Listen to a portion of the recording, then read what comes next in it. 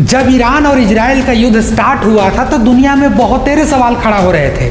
क्या इजराइल ने जो हमला किया है उसका जवाब ईरान दे पाएगा? इजराइल ने जिस तरीका से ऑपरेशन राइजिंग लायन चलाया था, 200 विमानों को उड़ा करके ईरान की राजधानी तेहरान में बमों का गोला का बरसात कर दिया था, लोगों के मन में एक सवाल उत्पन्न होता था कि क्या ईरान इसका बदला देगा। लेकिन किसे पता था कि ईरान अगर बदला देगा तो ऐसा बदला लेगा। ईरान की तरफ से भी जवाबी कार्रवाई इतनी जबरदस्त देखा जा रहा है पिछले एक सप्ताह से, जिसका दुनिया मुरीद बनी हुई है। दुनिया को यकीन नहीं था कि ईरान इस कदर रिप्लाई देगा, इस कदर जवाब देगा। जिस तरीका से इजराइल के तेल अवीव शहर में बने हुए एक एक बिल्डिंग को, एक एक इमारत को ईरान निशाना बना रहा है, ईरान की काबिलियत धीरे धीरे बढ़ती जा रही है। इस युद्ध में ना कई मोड़ आते हैं, कई ट्विस्ट आते हैं। अमेरिका का वो बिलबिलापन होना, ट्रंप का बिलबिला जाना और इजराइल का जबरदस्ती अमेरिका को युद्ध में खींच करके ले आना, ट्रंप का G7 मीटिंग में कनाडा जाना और वहाँ से लौट करके भागे भागे यहाँ आना, ये सब बताता है कि आखिर इजराइल किस तरीका से तिल मिला चुका है। इजराइल अपने आप में इतनी शक्तिशाली रखता है कि वो अकेले युद्ध लड़ रहा है और इस बात को वो भी बता रहा है कि हम भी बेटा कम नहीं हैं। लेकिन जिस तरीका से ईरान अकेले और निहत्थे हो करके हर सवाल का जवाब देता जा रहा है, दुनिया इसीलिए ईरान की आज मुरीद बनी पड़ी है। इजराइल के प्रधानमंत्री नेतन्याहू की ओर से बार बार ये स्पीच दिया जा रहा था कि ये युद्ध जो खत्म होगा खामनेई को मारकर होगा। ईरान के सुप्रीम लीडर जो हैं आयतुल्लाह अली खामनेई, उनको मार करके होगा। अमेरिका ने तो उनको अनकंडीशनल सरेंडर करने का चुनौती भी दे दिया। अमेरिका ने तो यहाँ तक कह दिया कि हम जानते हैं कि खामनेई कहाँ छिपा हुआ है, यानी कि वो अनकंडीशनल आके सरेंडर कर दे और हम उसे भी मारना नहीं चाहेंगे, चाहेंगे तो मार सकते हैं। लेकिन इसके बावजूद ईरान इस कदर से डट करके लड़ा है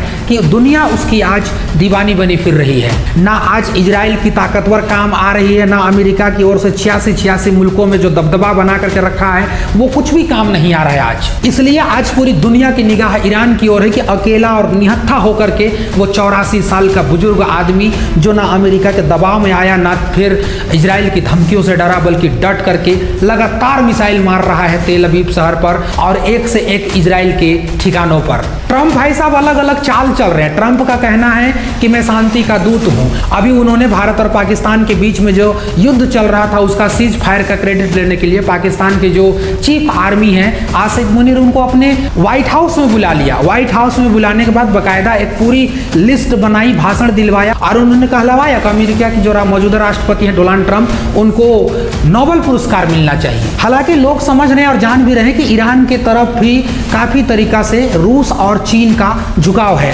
भले ही अप्रत्यक्ष रूप से साथ दे रहे हैं, लेकिन रूस और चीन को अमेरिका अच्छा से जानता है, क्योंकि अमेरिका अगर इस युद्ध में कूदता है तो फिर रूस और चीन का भी एंट्री हो सकती है और ऐसा होता है तो फिर वर्ल्ड वार 3 होने से कोई नहीं रोक सकता है। अभी अमेरिका की ओर से ऑफिशियल न्यूज निकल के आ रही है कि अमेरिका इस बात पर सोचेगा कि ईरान से हम बात करें, बात हो भी सकता है, बात नहीं भी हो सकता है। इसलिए अभी हम 1-2 दिन नहीं बल्कि हम 2 सप्ताह का समय लेंगे और इस युद्ध में हम आए या ना आए इसके बारे में हम सोचेंगे। तो इसका ये मायने निकलता है कि अब इजराइल बिल्कुल अकेला पड़ गया है अगले 2 सप्ताह के लिए। अब ट्रंप इस बात से फैसला लेते हैं कि क्या उनको इस युद्ध में कूदना है या नहीं कूदना है, लेकिन अभी तो यही देखा जा रहा है कि इजराइल अभी अकेला पड़ गया है। तो ये मोटा माटी आपके पास रिपोर्ट था, सारी खबरें थी जो आप लोगों को बताना था। हमारे चैनल में अगर आप नए जुड़ रहे हैं, चैनल को सब्सक्राइब करके जरूर जाइएगा, क्योंकि इसी तरह से सच्ची खबर और करंट अपडेट आप लोगों के सामने हम लेकर के आते हैं। हमारे चैनल में अगर नए हैं तो चैनल को सब्सक्राइब करना कभी नहीं भूलिएगा। वीडियो को लाइक करके इस वीडियो को दूसरे तक शेयर जरूर कर दीजिएगा